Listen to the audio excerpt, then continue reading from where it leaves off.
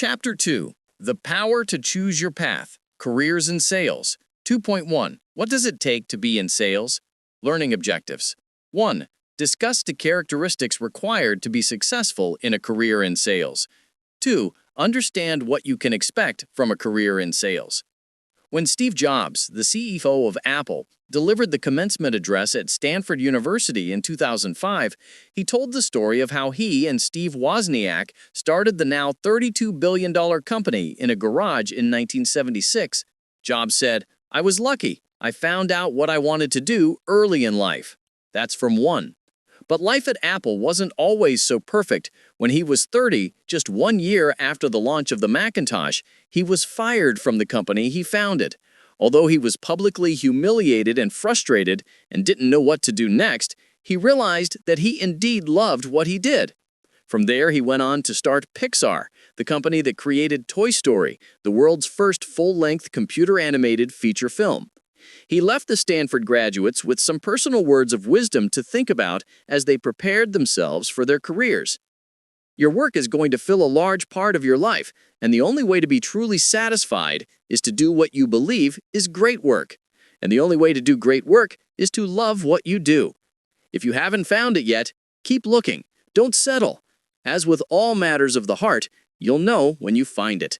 That's from 2. To be successful in sales and in life, you must love what you do. If you aren't passionate about your profession, you will never be the best.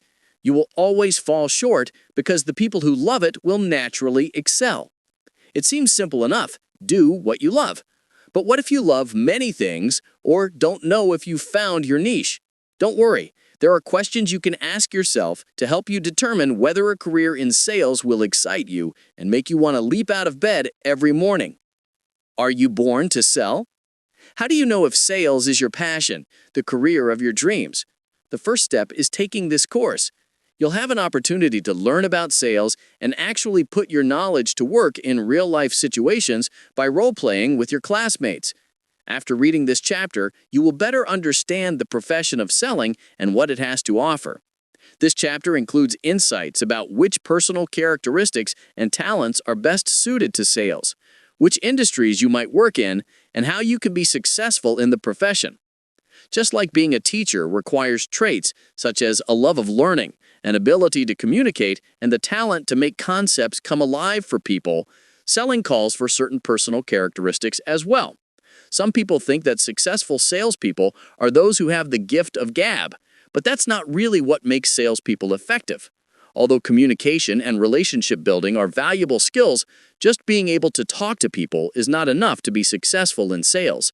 Consider the following points that make a salesperson successful and see if these are a good match to you and your skills. Character and the ability to build trust.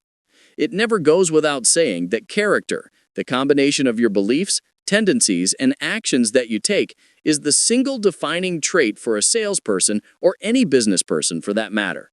Your character defines how you will conduct yourself, and it is the yardstick by which customers measure you. After all, your customers are spending their money based on what you say you will deliver. They have to trust you. If you ever break the trust for any reason, you will likely lose not only the sale, but you will most likely lose your reputation and ultimately your livelihood. According to a survey by Forrester Research, trust and believability are so important in the buying and selling processes that 71% of buyers based their decisions on these traits. That's from 4. The ability to connect. The most successful salespeople know how to engage their customers in a way that helps the customer identify for themselves the way the product or service offered can deliver value. The Xerox company, after conducting a survey to identify the characteristics of their peak-performing salespeople, says it best: your prospect will never buy because you present a pitch. She instead buys from what she convinces herself of. This means that if you're selling a watch, telling your prospect you will cure his ignorance of time will not be enough. Your prospect will literally talk to himself to discover that this watch will indeed keep him from running late. He will not listen to you. He will only listen to himself. A good salesperson will use his personal skills to connect with a customer so that their conversation prompts and echoes the customer's own internal thought process. It is ultimately this ability to connect that allows the salesperson to build relationships and trust. Listening skills. Contrary to popular belief, speaking is not the most important aspect of selling. Listening is, because salespeople are communicators, not manipulators. It's interesting to note that many of the salespeople who are constantly talking are actually not successful. It is those salespeople who have a genuine interest in listening who learn precisely what the customer's needs, priorities, and opportunities are. Listening skills are the fundamental basis for forming a connection. Listening builds relationships, according to Marjorie Brody, author of Help, Was That a Career-Limiting Move? She suggests a silent solution to many problems in the form of listening. The challenge for many people is that listening with undivided attention is hard to do. According to Barry J. Elms, CEO of Strategic Negotiations International, psychologists say that we listen using only 25% of our brain. That means the other 75% is thinking about a response or thinking about something else. Salespeople who take notes, refer to written material, and are intently aware of their nonverbal cues can be extremely successful because they see and hear things that people who are talking just can't absorb. See why Andy Taylor, CEO of Enterprise Rent-A-Car, thinks great listening skills make a great salesperson. The ability to ask the right questions. It was Einstein who said, "If I had an hour to solve a problem and my life depended on it, I would use the first 55 minutes to formulate the right question, because as soon as I had identified the right question, I knew I could solve the problem in less than 5 minutes." That's from 10. This demonstrates the power of asking the right questions. Those questions can only be asked when you listen and have the ability to connect. Paul Blake, whom you met at the beginning of this chapter, believes that asking the right questions is vital to the success of his sales force. That's why he leads by example and always asks one key question when he is interviewing candidates for sales positions. Do you believe you have the right to change someone's opinion? That single question tells him all he needs to know about the candidate and how she would perform on his sales team. That's from 11. The willingness to learn. You might think that just because you are in school, you are learning everything you need to know for your career.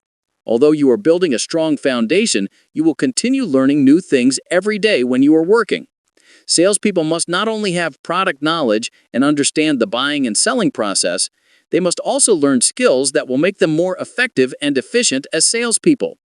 For example, in one study on salespeople, executives mentioned that salespeople must be willing to learn more than what appears to be required.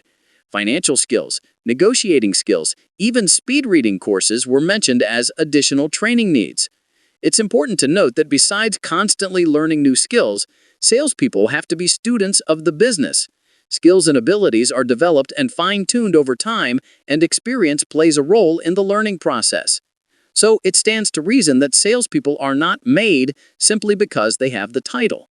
Just as it takes 7 years to become a doctor, 3 years to become a lawyer, and 1,000 hours to become a barber, a great salesperson develops over time.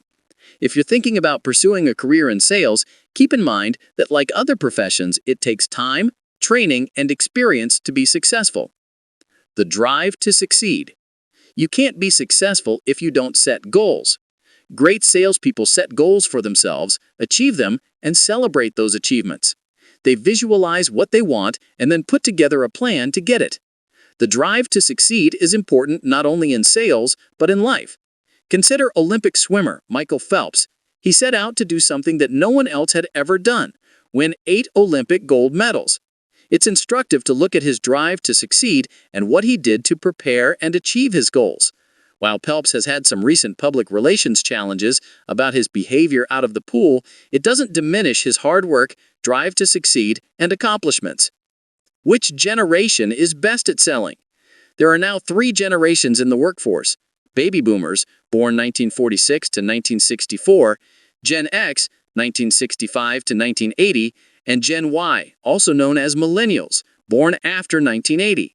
According to a recent survey by the consulting firm Generational DNA, 42% of Gen X sales reps exceeded their sales goals, while 37% of Gen Y and only 32% of baby boomers exceeded their goals. But everything is relative, as the survey revealed that boomers are more likely to have more ambitious goals, which is a reflection of their experience level. That's from 15. Resilience and a positive attitude. It's important to remember that you will hear no more frequently than you hear yes, I'll take it. That challenge, however, is offset by the thrill of victory when the sale is made and a relationship with the customer based on trust is built. You can only succeed when you go the extra mile, by investigating one more lead, going back for the second sales call even if the first hasn't been successful, and trial closing even if you aren't sure you can really get the sale. It's the eternal optimism that pushes you, even when others might think there is no reason to pursue the sale. If you think you can make it happen, you should definitely be in sales. The willingness to take risks.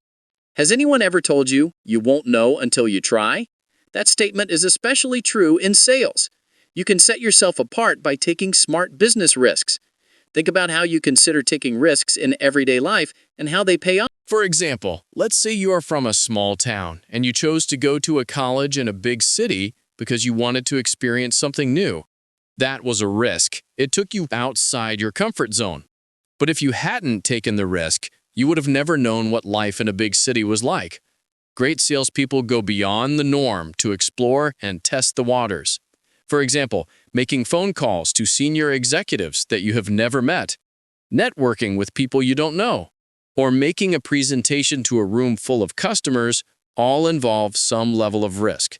But getting out of your comfort zone and taking risks is how great opportunities are found. Taking risks in life and in selling is best summed up by Lisa McCullough, a high-profile stuntwoman. Don't focus on your fears, focus on what you want. The secret to success: failure. No risk, no reward is a familiar saying. But best-selling author Jeffrey Gitomer says, no risk, no nothing. He believes the only way to succeed is to take risks and sometimes fail. It's the failures that can lead to success. He talks about the importance of taking risks and failing in this video, why taking risks is important to success. Find out why salespeople need to take risks. Source by Gitomer, Inc. The ability to ask for an order. It may sound intuitive that successful salespeople shouldn't be afraid to ask for a customer's order, but you would be surprised at how often it happens. Most customers want you to ask for their order. Would you like fries with your hamburger? What can I get you for dessert? And would you like to pay with credit or debit? Are all examples of salespeople asking for the order. A large percentage of the time, these salespeople are successful and meet their customers' needs at the same time. You reduce your chances of being successful if you don't ask for the order. In other words, if you don't ask for the order, someone else will.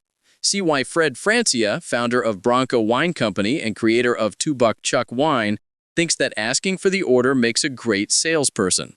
Independence and discipline.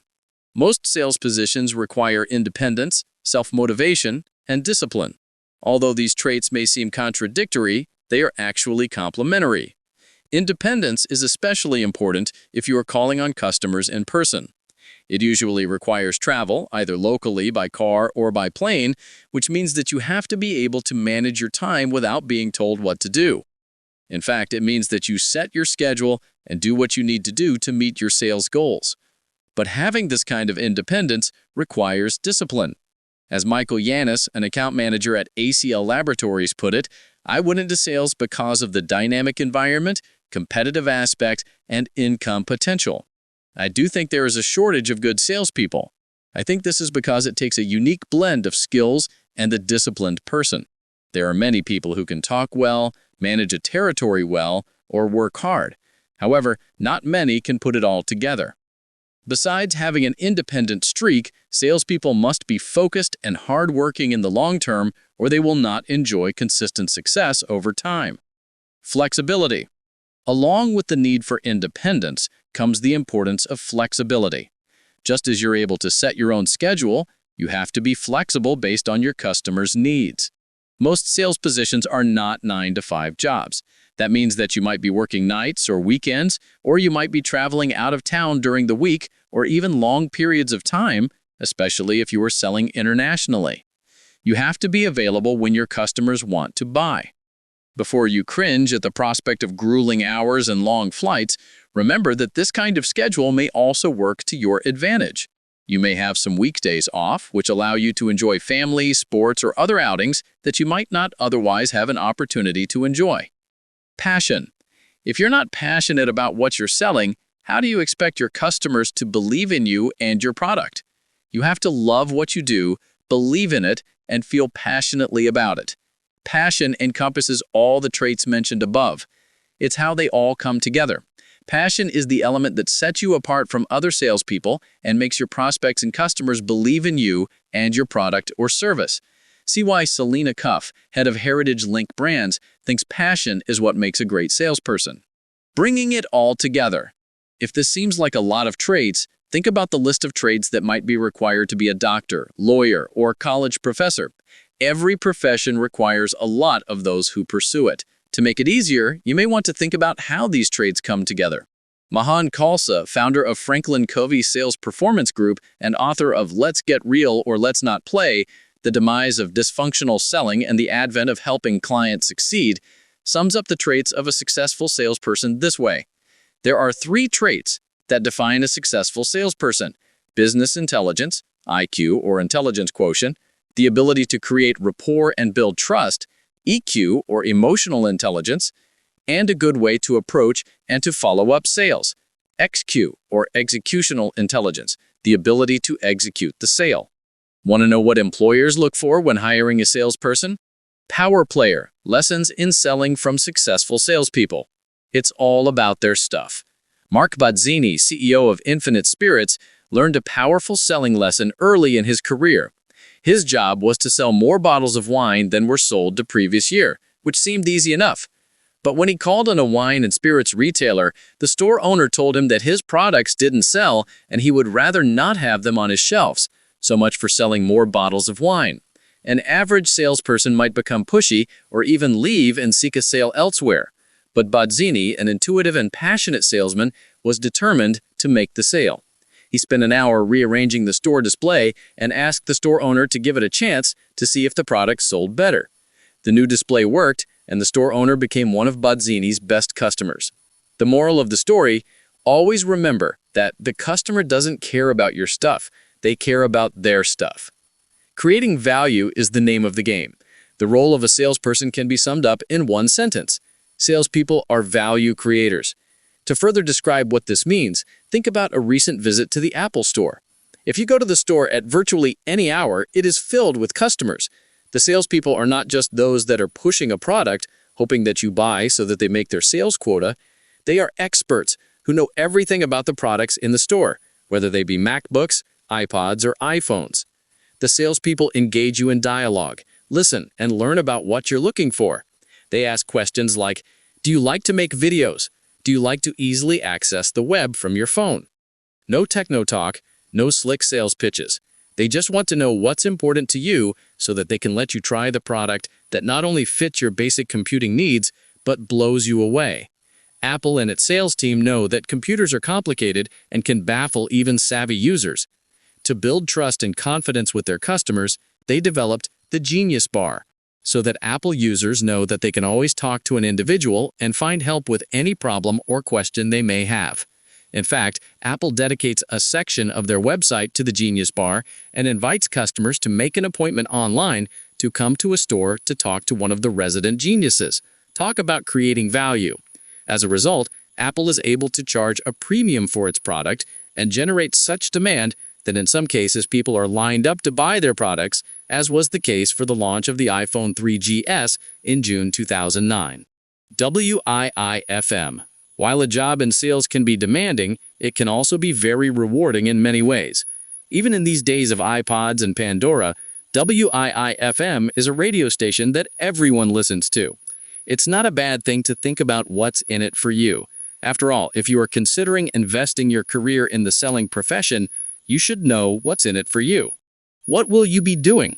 The life of a salesperson is never dull. You could be working with a single customer or with multiple customers. You might be working in a corporate office, or you might be working from your home. You might be talking to customers via phone, live chat, instant message, and text, or you might be meeting with them in their office in your neighborhood, your region, or anywhere around the world. You might be working on research to identify new customers, preparing a presentation for a new or existing customer, meeting with customers face-to-face, following up to get contracts signed, or communicating inside your organization to be sure all goes well to deliver the product or service to the customer on time and on budget. On any given day, you might be working on any number of activities to support an existing customer or to approach, present, or close a new customer. What can you achieve? A job in sales can be a gateway to wherever you want to go. Stanley Marcus, the 93-year-old chairman emeritus of Neiman Marcus, started as a messenger boy, then as a junior salesperson in his father's store before working his way to the top. Michael Dell started by selling computers from his dorm room. Selling could eventually give you fame and fortune, but more immediately, it can also give you the satisfaction of providing solutions to people, financial opportunity, and even financial independence. Even in today's challenging economy, these goals are possible. Sales drive every company's growth. When you are in sales, you are responsible for the future of the company. That's why many sales positions offer unlimited income potential. Sales is considered a pay-for-performance profession. That means that you are paid based on your performance, which in this case is sales. Your income is commensurate with the amount of sales you generate. Simply put, you can make as much money as you want. This is a major difference between sales and most other disciplines. In most sales positions, you earn a salary and perhaps some elements of compensation, such as a bonus. In sales, you can determine your income because it is usually not limited to a specific number. It is based on the amount you sell. Although this topic is covered in detail in Chapter 14, The Power of Learning the Ropes, it's worth noting here that you have the power to determine how much you want to earn when you have a successful career in sales. If you want to check out base salaries for sales positions in your area or the area in which you would like to work, go to salary.com and use the Salary Wizard. You'll be able to see the average salary, bonuses, benefits, and more. Key takeaways. To be successful in sales and in life, you have to enjoy what you do for a living. A good salesperson does more than sell. He builds a relationship and trust with the customer and offers solutions. A successful salesperson is a good listener. It's important to listen and understand the challenges that the customer is facing in order to present solutions that will work. Asking the right questions is critical to being successful in sales. It is the right questions that provide an opportunity for customers to share their challenges. Successful salespeople are always learning new things, from selling techniques to technology, in order to bring the best ideas to customers. Selling requires independence and discipline. There's no typical day in selling, so salespeople have to be able to manage their own time. One of the biggest challenges of being in sales is the number of times you hear no. Successful salespeople are resilient, have a positive attitude, and are willing to take risks. Passion is one of the most important characteristics of a successful salesperson. If a salesperson isn't passionate about what he sells, it's unlikely that his customers will be motivated to buy. The primary role of a salesperson is to create value for the customer and the company. A job in sales can be very rewarding on both a personal and a financial level, and it can lead to just about any career path you choose. Exercises. 1. Think about someone you trust, such as a parent, professor, friend, classmate, or colleague. Describe why you trust him or her. Now, think about that person again. Would she say that she trusts you? How would she describe why she trusts you? 2. Ask a classmate to describe his background and then describe yours for 5 minutes each. Write a summary of his background based on what he or she said and ask your classmate to do the same. How accurate was each of your summaries? How many details did each include in the summaries? What did you learn about listening skills? 3. Discuss the sentence, "Salespeople are communicators, not manipulators." What does it mean? Why is it important to know the difference in sales? 4. Describe at least 3 characteristics of a good salesperson. Do you have any or all of these characteristics? What is appealing to you about a profession in selling? What is not appealing to you about a profession in selling? 5. Invite a salesperson to visit your class, in person or via Skype, to discuss his career in sales, what he thinks is most rewarding, and what he finds most challenging.